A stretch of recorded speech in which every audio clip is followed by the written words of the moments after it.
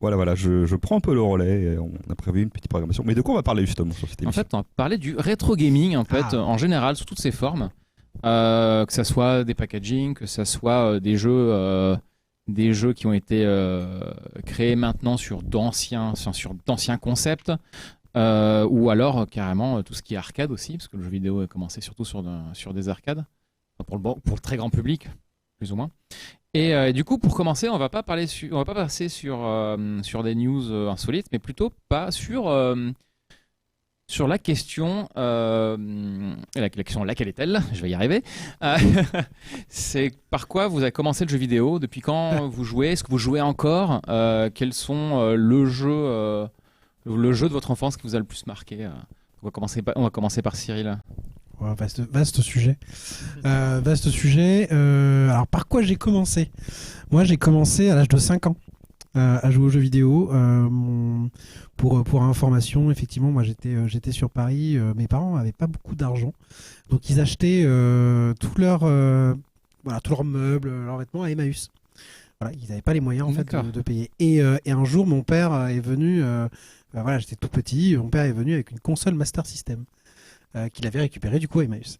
Et c'était tout nouveau, je savais pas du tout ce que c'était. J'ai dit c'est quoi ce truc-là? Il branche la Master System et il me met sur un jeu qui s'appelle Choplifter. Je pense que peut-être vous connaissez ce jeu. C'est un jeu où tu contrôles un hélicoptère et tu vas aller sauver des gens dans la jungle ou voilà dans le désert. Un jeu ultra dur, mais vraiment pas facile. Alors moi, vous t'imagines, à l'âge de 5 ans, à essayer de contrôler cet hélicoptère, je me crachais à chaque fois et en fait je refaisais à chaque fois. Et je crois que j'ai passé une fois le premier niveau. Voilà. Ah oui, quand même. Oui, mais c'est l'époque, c'est comme ça. Ouais, c'est vrai que les donc, tout premiers jeux. mais j'avais un souvenir. C'est vraiment le premier jeu vidéo auquel j'ai joué. Après, j'ai suivi avec d'autres jeux, Outrun, Clone Master, et c'est là en fait que le virus est arrivé. Voilà, c'est vraiment du coup la Master System qui du coup est tombée en panne et on m'a racheté une nouvelle Master System toute neuve quand mes parents avaient un peu plus d'argent du coup à l'âge de 8 ans quoi. Voilà. Et puis là j'ai acheté toutes les consoles Sega. D'accord, belle histoire. Et du coup, quelle est ta Ouais. relation avec le jeu vidéo actuellement? Ah bah actuellement, alors déjà la relation avec le jeu vidéo c'est que déjà j'y travaille. Oui, C'est déjà. déjà un premier point.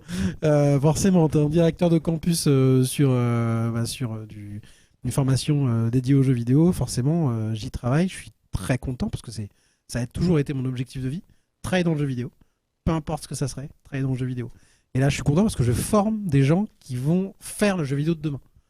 Voilà. Et quand on voit les jeunes qui sortent de chez XP, je suis très content et très fier en tout cas d'être arrivé en tout cas à cette mission-là. Et elle n'est pas terminée puisqu'il y a encore des jeunes qui rentrent tous les ans.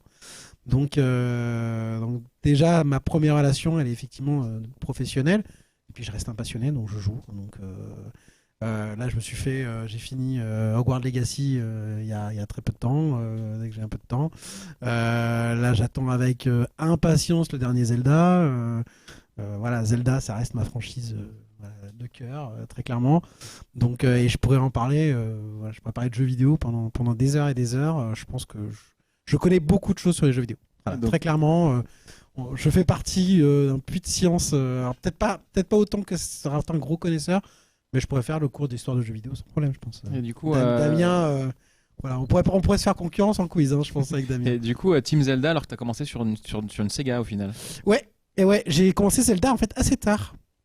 Moi, j'ai commencé vraiment mon premier Zelda, c'est la N64, c'est Ocarina of Time. D'accord. Voilà, j'étais pas du tout team Nintendo. Pour moi, les gens qui avaient Nintendo, c'était des ringards. Moi, j'étais Sega, Sonic, c'était mon personnage préféré.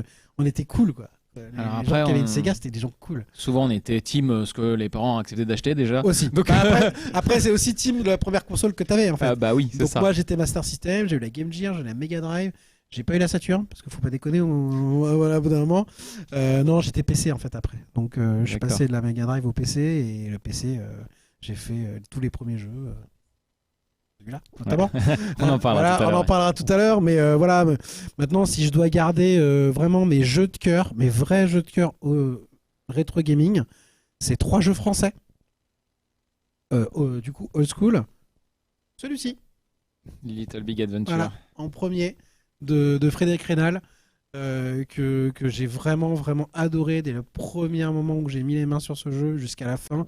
Je me suis régalé, j'étais vraiment parti dans une aventure. Il était vraiment super. Enfin, vraiment, Little Big Adventure, on en parlera peut-être plus tard, mais c'est vraiment un de mes jeux de cœur. Flashback, j'ai passé des heures et des heures et des heures et des heures sur ce jeu de Paul Cuisset.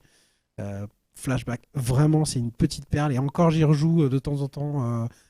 Et je me le fais toujours de A à Z. Vraiment, Flashback, vraiment un jeu que j'adore. Et puis, troisième jeu aussi français, qui m'a mis d'ailleurs sur PC, qui m'a mis sur le PC, c'est Dune. Le premier Dune.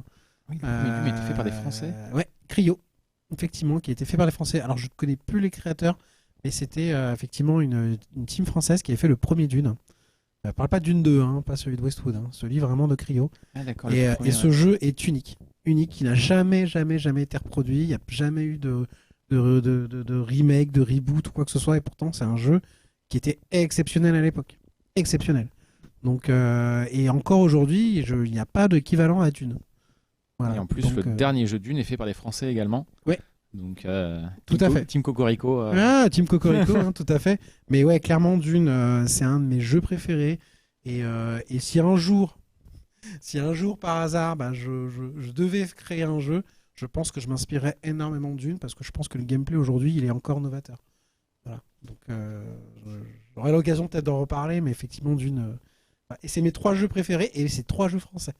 Voilà. Et une de mes plus belles fiertés dans ma carrière, c'est d'avoir rencontré les 3 créateurs de ces jeux. Bah, bravo. Frédéric Rénal, forcément, que j'ai croisé, qui est devenu un ami, etc. Et Paul Cuisset, que j'ai rencontré aussi professionnellement, qui est quelqu'un d'adorable. Et j'ai aussi la chance d'avoir rencontré Eric Chahi, même si c'est pas des jeux que j'ai joués quand j'étais jeune, mais j'y ai joué à ces jeux et ils sont vraiment excellents aussi. Voilà. Désolé, je parle beaucoup. Ouais, non, mais t'inquiète. Hein, mais c'est voilà, mon histoire avec on le est jeu là pour vidéo ça. est très très forte. Et j'espère que ça continuera parce que voilà, je suis un grand passionné et je pense que je continuerai encore. Et je pense que je vivrai de jeux vidéo encore toute ma vie. C'est une belle histoire que tu as là. Bravo en tout cas. Et du coup, toi, Adrien. Et ben moi c'est marrant parce que j'ai un peu le parcours inverse en fait. Moi j'ai eu un papa qui travaillait un peu dans l'informatique et j'ai rapidement eu des PC. Et au fur et à mesure, j'ai évolué au fur et à mesure PC. Et j'ai eu que très tard des consoles. Je crois que c'était genre de la DS, enfin des consoles portables au final. J'ai jamais eu de console vraiment télé. Et du coup j'ai eu des premiers jeux qui étaient très moches avec toujours des concepts abstraits, pas de personnages charismatiques. Donc du coup j'allais chez mes petits copains qui habitaient à côté, qui eux avaient des consoles et avaient Sonic, Ils étaient cool. Michael Jackson sur Mega Drive, voilà. Moonwalker, Des trucs qui étaient vraiment à la mode. Donc je passais beaucoup de temps chez mes copains. Pareil pendant les vacances, on était à la bord de la plage, mais il y avait le voisin qui avait une console, donc on se retrouvait à jouer. Alors moi je disais que j'étais Master System, Sega, etc. Je défendais ça, mais bon, j'avais un pote qui avait la NES, j'allais jouer chez lui. Hein. Évidemment, évidemment. Et pareil, du coup, moi, les jeux que j'ai eu dans mon enfance, c'était principalement des jeux en anglais. Et du coup, j'ai appris fortement l'anglais via les jeux vidéo. Donc, j'ai eu rapidement un bon niveau d'anglais, mais un vocabulaire assez biaisé, parce que je savais dire Blue Keycard, Yellow Keycard, ce qui n'est pas super utile dans la vie de tous les jours quand on parle anglais.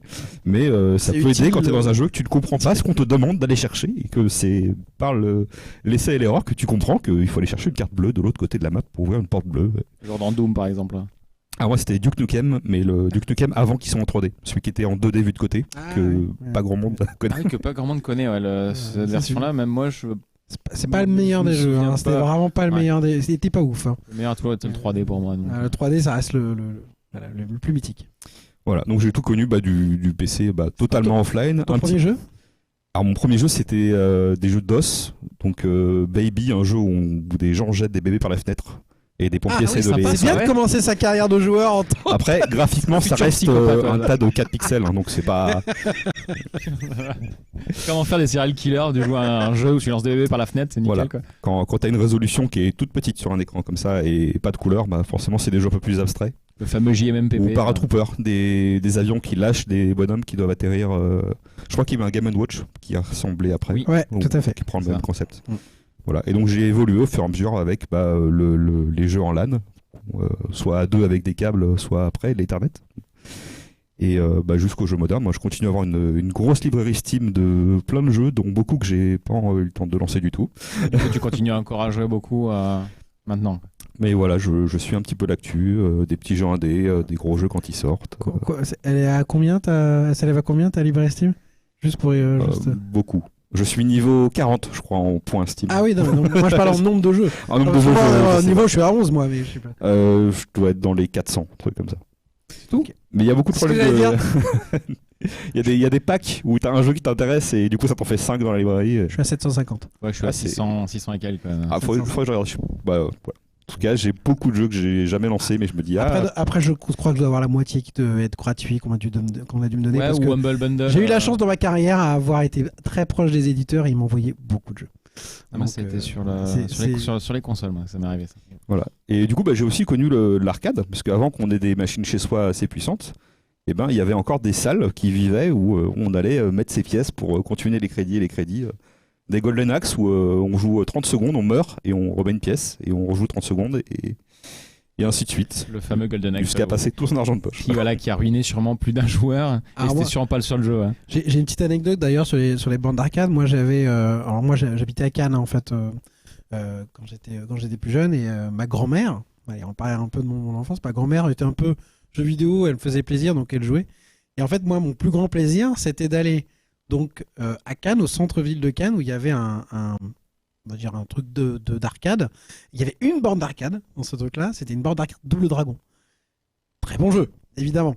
En Et effet. moi, c'était vraiment le meilleur moment quand j'avais une récompense, c'était que j'allais à Cannes, avec ma grand-mère, et elle m'emmenait à la borne d'arcade pour mettre de l'argent pour faire Double Dragon. J'ai pas passé le niveau 2, mais c'était le plaisir de dire, putain, je joue à un jeu d'arcade et je peux jouer à Double Dragon. Voilà. Après, j'ai eu Double Dragon sur Master System et c'était pas aussi cool. Mais Ouais, c'est- mais plaisir voilà, d'arcade. je crois que c'est le seul jeu d'arcade où j'ai vraiment dépensé de l'argent. Voilà. Après, je suis pas très arcade, moi. J'avoue que moi, mettre de l'argent au fur et à mesure pour jouer, c'est pas un concept qui me. Je préfère acheter le jeu complet et que j'y joue intégralement. C'est un concept que j'ai un peu du mal à avoir. Au l'arcade. calme dans son salon, ouais, c'est vrai que c'est. Exactement. Ouais, je préfère aussi. Ouais, ouais. Bah bon, aujourd'hui. on est Et d'accord. toi, Sig, du coup, quelle est ta, Du coup, ta alors, relation aux jeux vidéo? Alors j'ai commencé très tôt, on va dire, enfin plus ou moins tôt. En fait, mes parents, ils avaient une espèce de console qui avait dû être produite par des Français ou je sais plus trop quoi, un truc un peu obscur. CDI.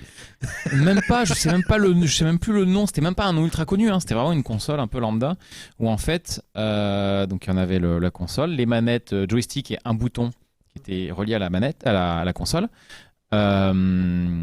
Le signal de la console passait par une prise télé. C'était pas une prise Péritel, c'est vraiment le signal télé. Fallait mettre un canal sur la télé, c'est un truc dégueulasse. Et il y avait plusieurs boutons et tu choisis ton jeu de sport.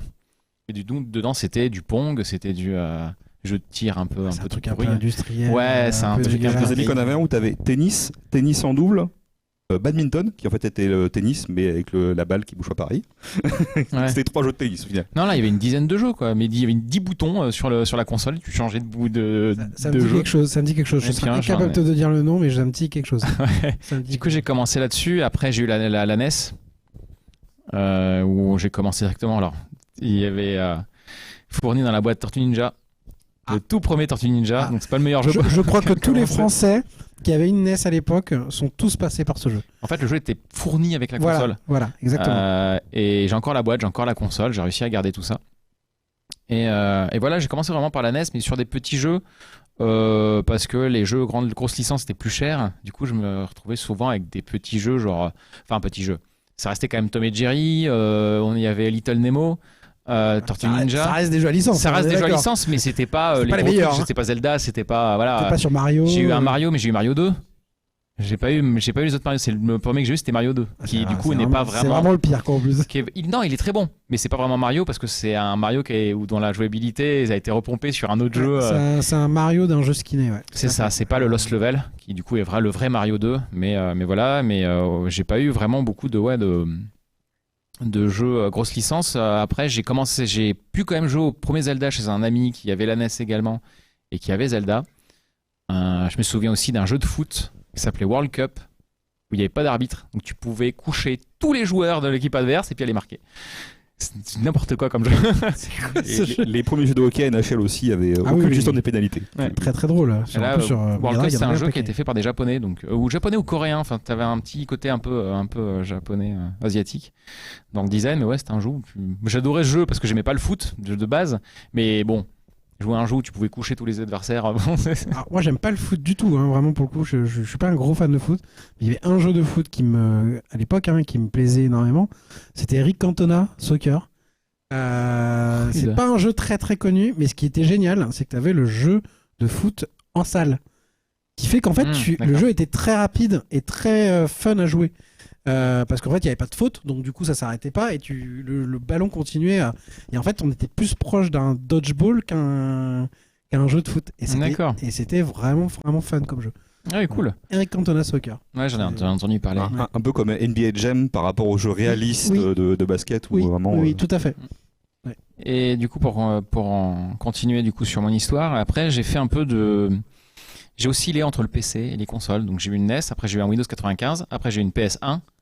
Et après j'ai eu un autre PC, après il y avait la PS2 et après je pouvais m'acheter mes consoles. Donc voilà, mais je suis resté très Sony au final parce que j'ai eu ce jeu qui du coup est resté sur mon avant-bras maintenant. C'est Final Fantasy VIII. Donc j'ai commencé les Final Fantasy par le 8. Alors techniquement par le 7 parce que un de mes potes l'avait sur PC aussi. Mais voilà, FF8. Tu as fait FF7 sur PC? J'ai joué à une partie d'FF7 au milieu de sauvegarde un peu à l'arrache sur PC. Parce que moi j'ai commencé sur PC aussi, j'ai jamais joué sur PlayStation. Après t'as eu un PC plus... Bah moi j'avais un PC. Voilà, t'as joué plus souvent sur PC. Ouais. Moi j'avoue que j'ai fait Windows 95, après j'ai eu XP et après... En fait j'ai sauté des générations à chaque fois, que ce soit en PC ou en console. Souvent j'avais un gap où j'ai joué... C'est des consoles auxquelles je jouais chez les amis. Super NES 64 c'était chez un ami. Donc du coup voilà, j'ai sauté plusieurs générations de consoles à chaque fois, mais je m'y retrouvais toujours quand même à pouvoir jouer aux nouveautés, que ce soit chez moi ou chez les amis. Même s'il y a des jeux que j'aime, enfin il y a des licences que je n'aime pas, hein, j'ai toujours tout testé. En fait, moi aussi. Je voulais vraiment pas me retrouver à me dire j'aime pas un truc, je sais pas si j'aime ou pas. Donc j'ai toujours testé. Et il y a des licences que vraiment je n'aime pas. Hein. J'ai revendu la PlayStation à cause de Resident Evil. Ah carrément. Ouais. Je n'aime pas Resident Evil. Je sais pas, j'arrive pas à accrocher à cette licence, quel que soit le jeu. Voilà. Après, et Resident Evil 1, voilà, j'ai pas du tout aimé.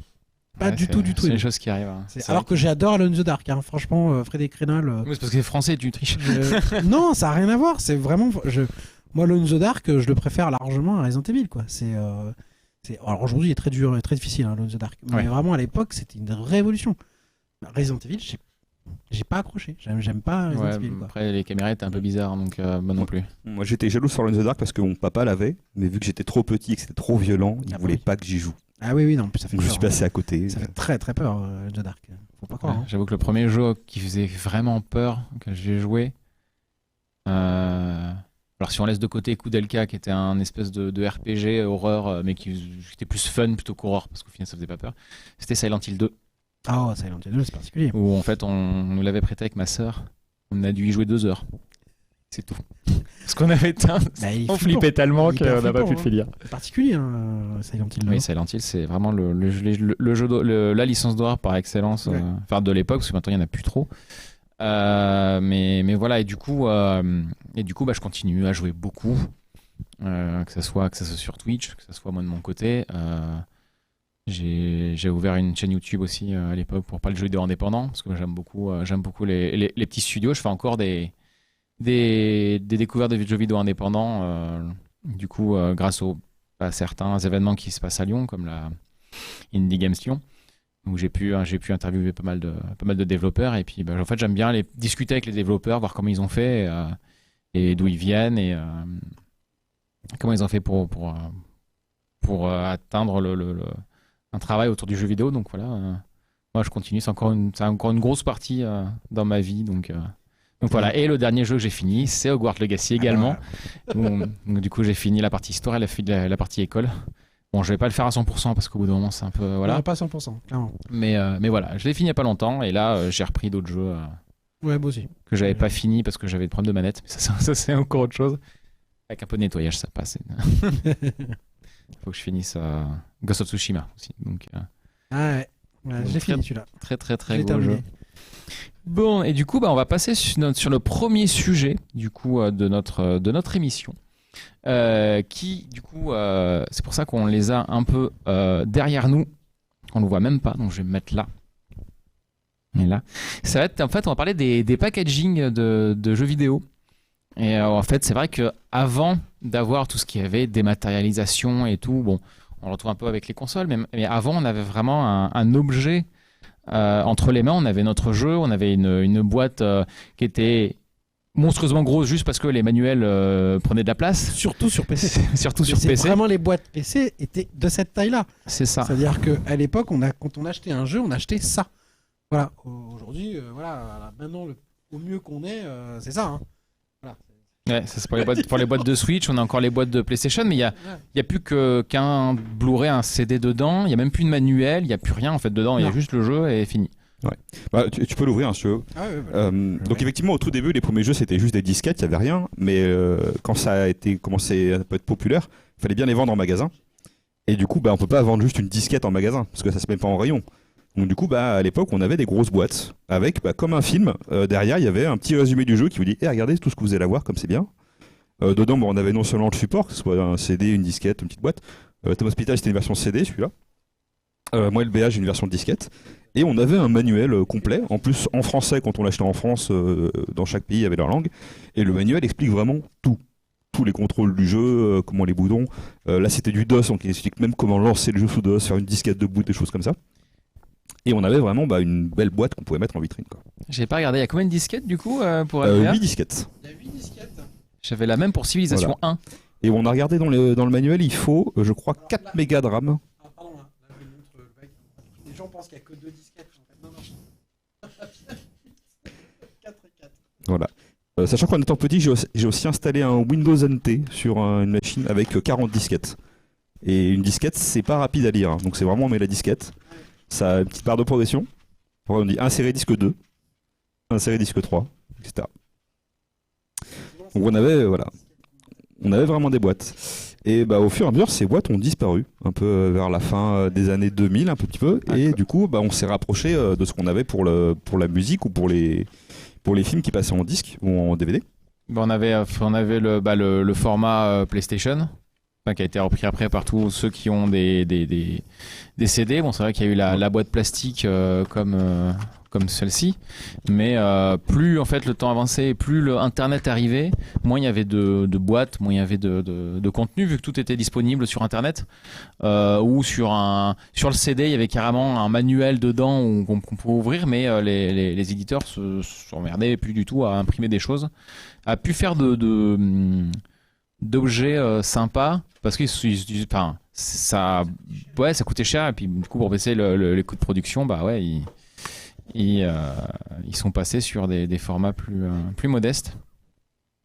Il y a quelques petites exceptions où il y a des boîtes où ils se sont fait un petit peu des designs particuliers. Donc, sur Tetrisum, il y a des petits trous pour voir les personnages à travers. Donc ils se sont dit, allez, on va quand même faire un truc dans la boîte.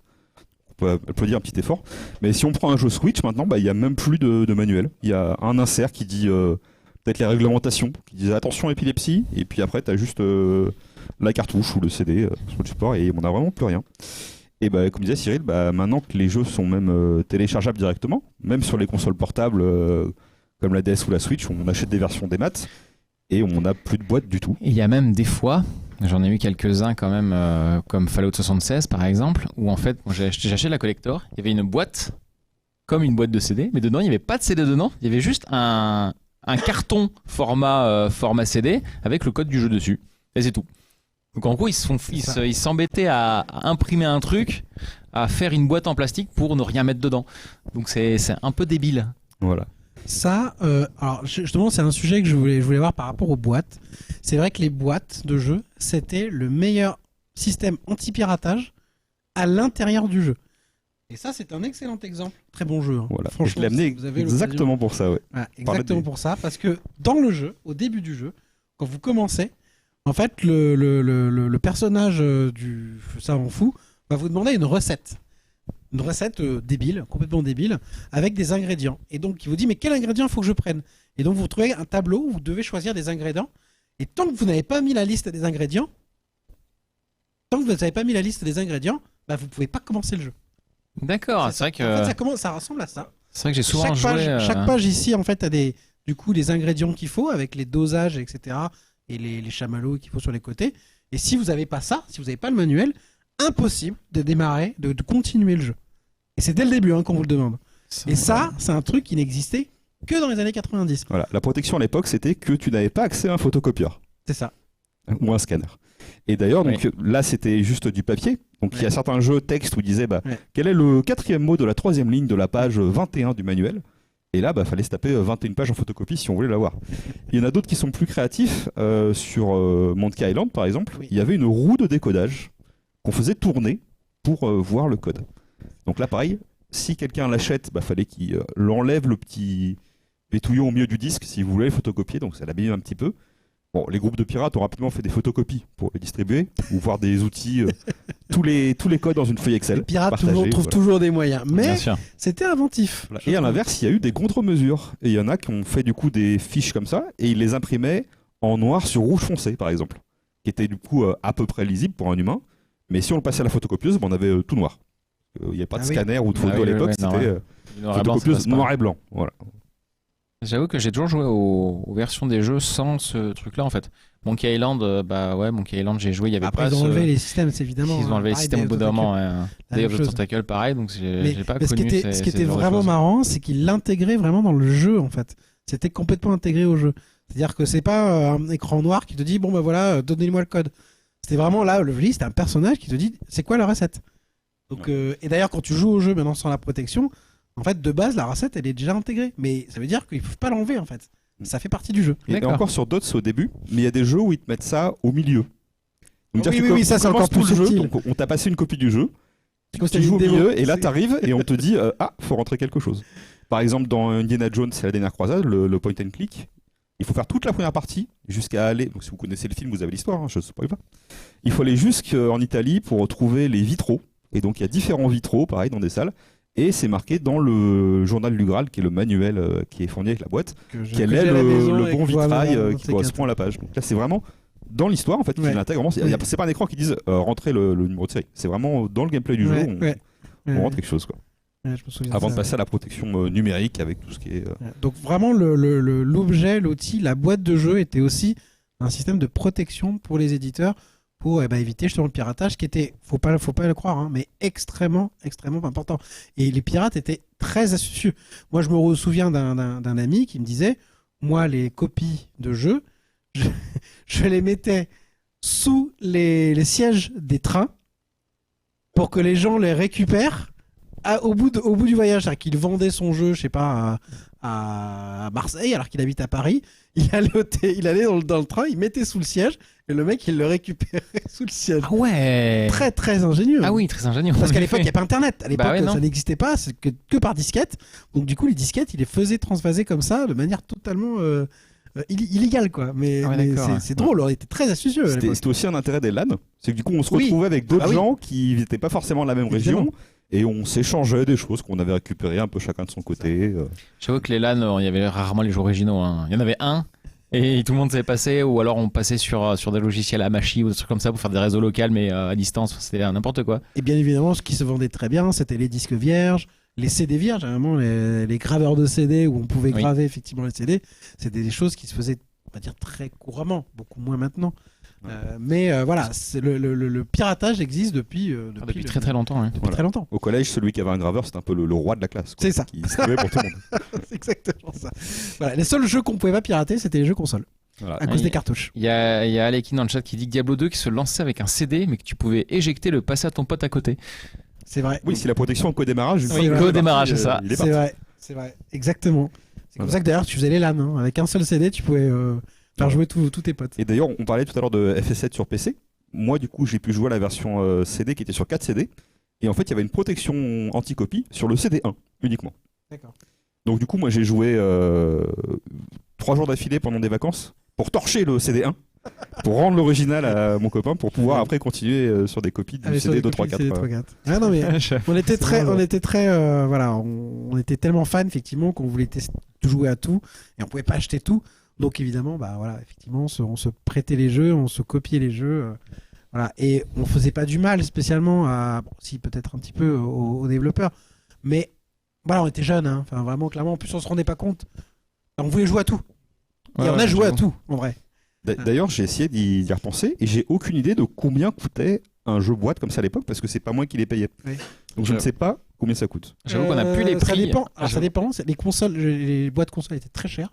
C'était 700 francs pour les jeux N64 et Super Nintendo. Beaucoup moins là sur ces. Je crois que j'ai payé 450 francs à l'époque, qui est l'équivalent aujourd'hui de. Je vais pas dire de bêtises. 20 euros. Ouais. Combien t'as dit?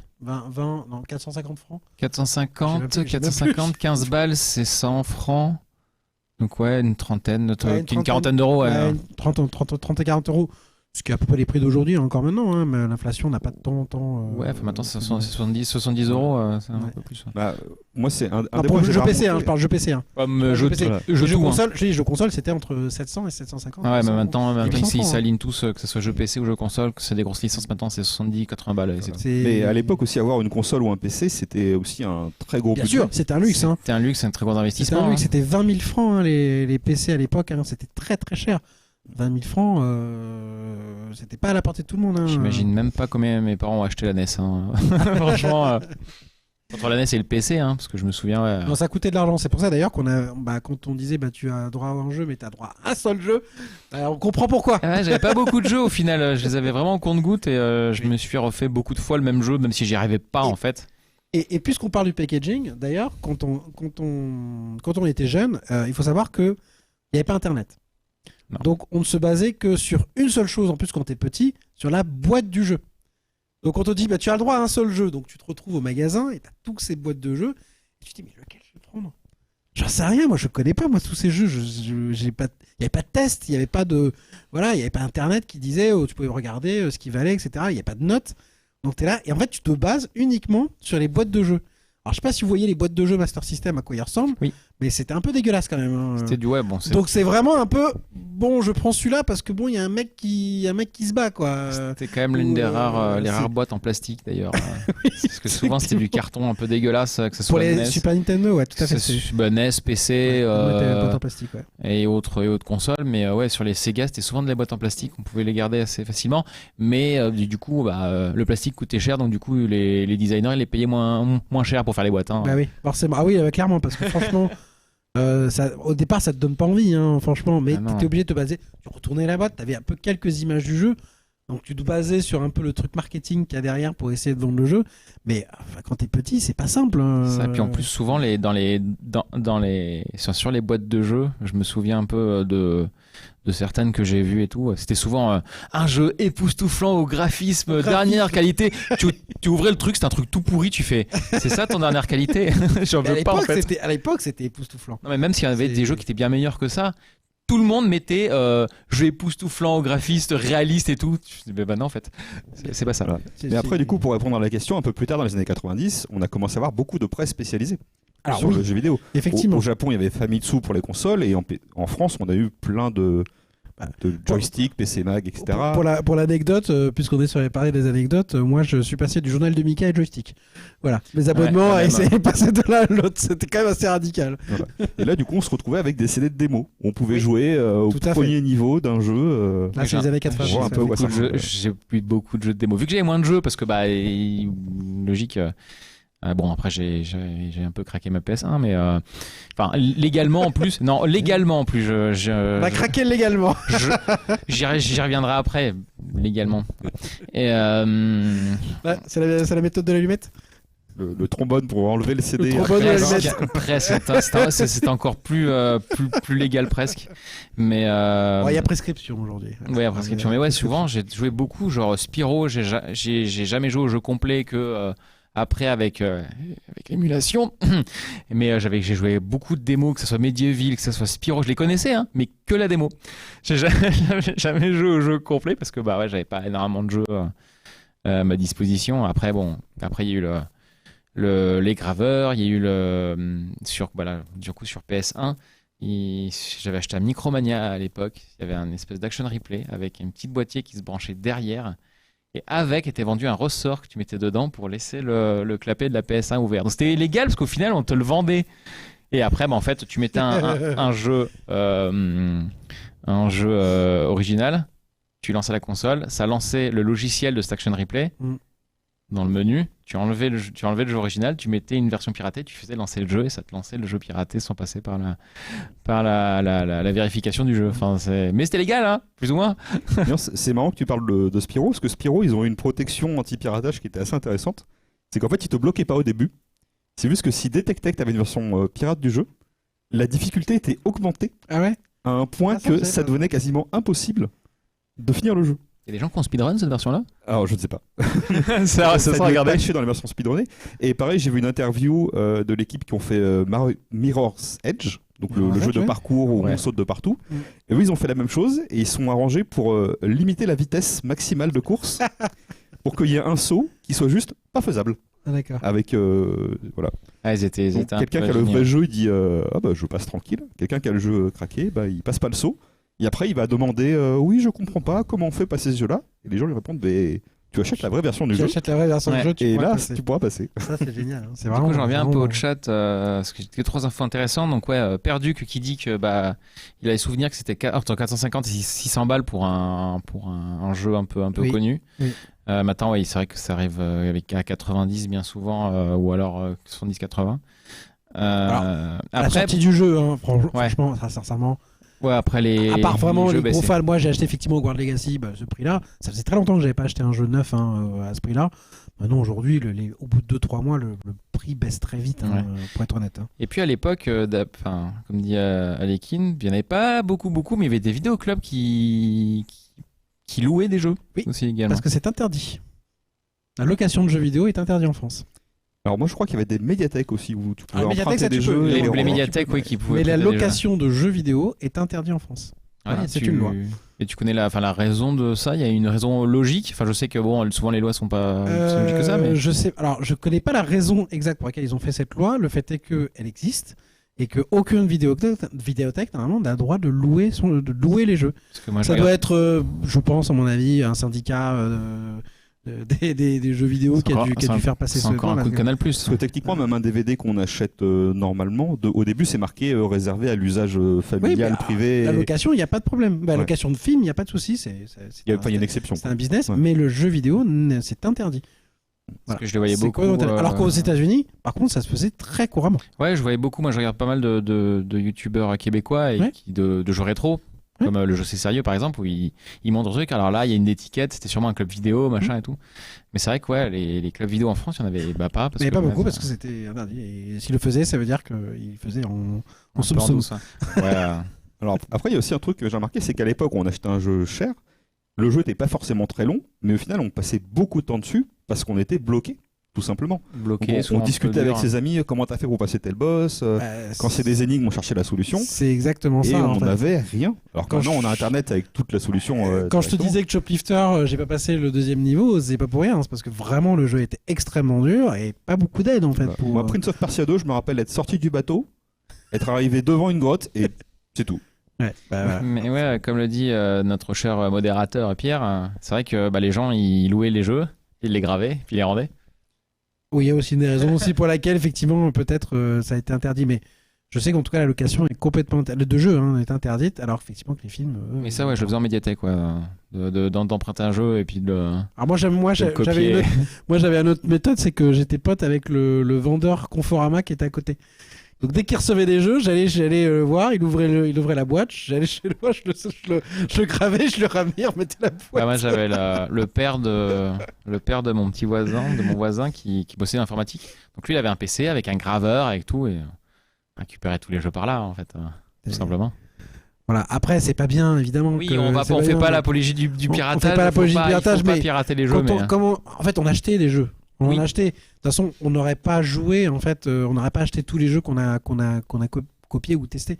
Mais on est passionné, on veut jouer à tout, on veut tout essayer. Bah, à un moment, en fait, t'as pas le choix. T'es obligé effectivement de passer par cette méthode-là. Maintenant, moi, j'ai arrêté vraiment de pirater des jeux le jour où j'ai pu travailler dans le milieu et que les éditeurs m'envoyaient les jeux. ouais, Parce que du coup, j'avais la possibilité de jouer à tout, puisqu'on me demandait de le faire. ou tout simplement de pouvoir acheter des jeux. Pareil, j'ai arrêté de pirater au moment où j'ai pu me les payer, en fait, tout Donner, simplement. avoir les moyens, oui, tout à fait. Voilà. C'est qu'au début, ouais, c'est vrai que tu pirates. C'est Ou vrai. alors, j'étais souvent sur le rétro gaming, quoi, du coup, avec les émulateurs. Parce que du coup, les jeux étaient plus vendus. Donc là, maintenant, et les studios, ils ont compris que des anciens jeux qui fonctionnent encore, ils peuvent faire un peu de thunes dessus. Donc c'est sûr que j'ai racheté Chrono Trigger, j'ai racheté les Final Fantasy, tout ça. Mais à l'époque, ouais, il y avait plein de jeux qui tombaient presque dans l'oubli parce que on n'avait pas la possibilité d'avoir les jeux parce que les consoles étaient finies. Les racheter, ça coûtait cher parce que les collectionneurs tombaient rapidement dessus. Et il n'y a pas une bataille contre les émulateurs des éditeurs. Hein. Ils savent très bien qu'ils ont tout intérêt en fait à conserver ces groupes qui font de l'émulation parce que mine de rien, de pouvoir rejouer à des anciens jeux, c'est ce qui fait aussi la force d'une marque, d'une licence. Pouvoir rejouer aux anciens Mario, alors je prends pas Nintendo parce que Nintendo n'aime pas les émulateurs, mais oui. je sais pas, voilà, rejouer par exemple effectivement aux anciens Spyro, c'est bon aussi pour dire on va faire un nouveau Spyro. Donc après Nintendo, ils ont leur propre émulateur dans les consoles next-gen. Ouais, j'avoue que. Mais il y a pas tous les jeux. Ils essayent de vendre. Ouais, il y a pas tous les jeux. Il y a peut-être pas tous les jeux, mais il y a assez de place pour en remettre d'autres. Hein. Oui. Moi, j'ai la Super NES Mini. Pareil, on fait pas l'apologie du piratage, de l'émulation, de tout ça, mais enfin, moi, j'ai la Super NES Mini, j'ai plus de la moitié des jeux, c'est pas les jeux d'origine, hein, c'est des choses que j'ai mis. C'est une raison pour laquelle hein. elle s'est très bien vendue, et ils sont très contents d'avoir vendu autant de NES Mini et SNES Mini. Hein. C'était pas compliqué en fait à rajouter. Non.